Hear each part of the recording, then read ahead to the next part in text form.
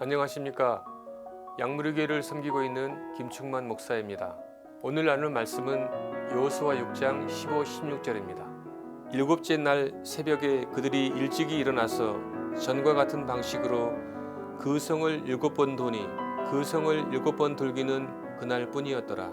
7번째에 제사장들이 나팔을 불 때에 여호수아가 백성에게 이르되 외치라 여호와께서 너희에게 이 성을 주셨느니라.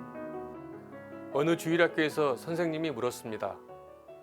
누가 여리고성을 무너뜨렸지? 그러자 한 학생이 손을 들더니 겁을 잔뜩 먹은 긴장한 표정으로 저는 그러지 않았습니다 라고 대답했습니다.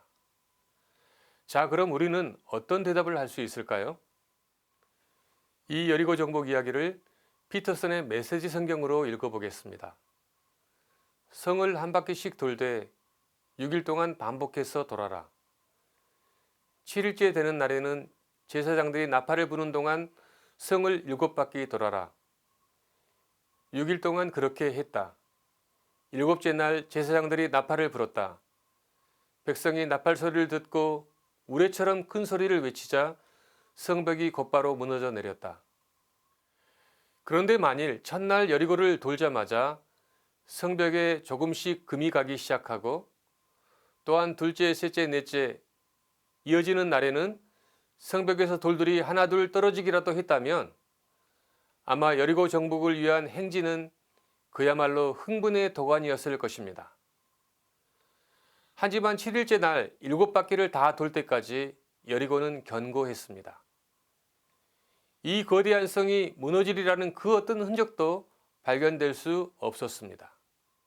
그럼에도 불구하고 온 이스라엘 백성들은 마지막 7바퀴를 하나님의 명령에 따라 순종으로 행진합니다.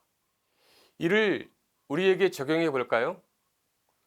등록 후 세례를 받았더니 성벽에 금이 가기 시작하고 훈련을 받았더니 돌덩어리가 떨어지고 말씀과 기도와 전도에 힘썼더니 성이 흔들거리는 이런 일이 일어난다면 누구든 자신이 정복해야 할 여리고를 거침없이 돌았을 것입니다. 하지만 그때나 지금이나 7일째 7바퀴를 다 돌기까지 견고한 진은 옴짝달싹하지 않고 오히려 더 당당하게 버티고 서 있습니다. 그럼에도 불구하고 우리는 여리고 앞에 흔들림 없이 서 있는가? 그럼에도 행진하라는 하나님의 명령을 그대로 순종하며 믿음의 행진을 계속 수행하는 중인가? 우리가 정복해야 할 현대의 여리고 역시 사람의 힘과 능력으로는 어찌해 볼 수 없는 모습으로 견고하게 닫혀 있습니다. 돌고 돌아도 그 어떤 일도 일어날 것 같지 않습니다. 사실이 그렇습니다. 그때나 지금이나 말씀을 따라 살아도 여리고는 당당하기만 합니다.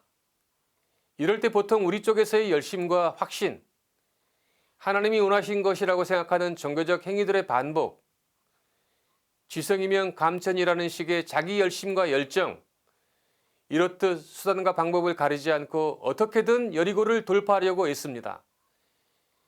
하지만 이것이 아이러니하게도 현대 여리고가 무너지지 않는 더 견고한 이유입니다. 오히려 세상은 그런 우리를 비웃습니다. 그렇습니다. 여리고는 여리고를 돌고 있는 사람의 열심으로 무너지지 않습니다.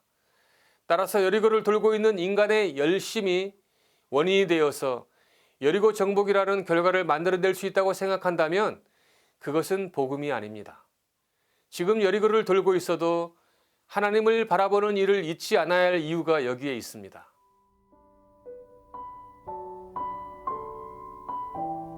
오늘도 우리는 지금 왜 무엇 때문에 여리고를 돌고 있을까요?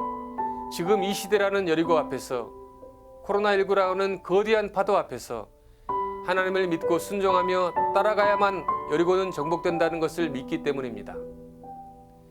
지금 우리에게는 바로 이 믿음이 필요합니다. 현대의 여리고를 무너뜨리기 위해서 그렇습니다. 2021년 앞에 버티고 서 있는 저 여리고, 그것을 정복하는 비밀 병기는 바로 믿음입니다.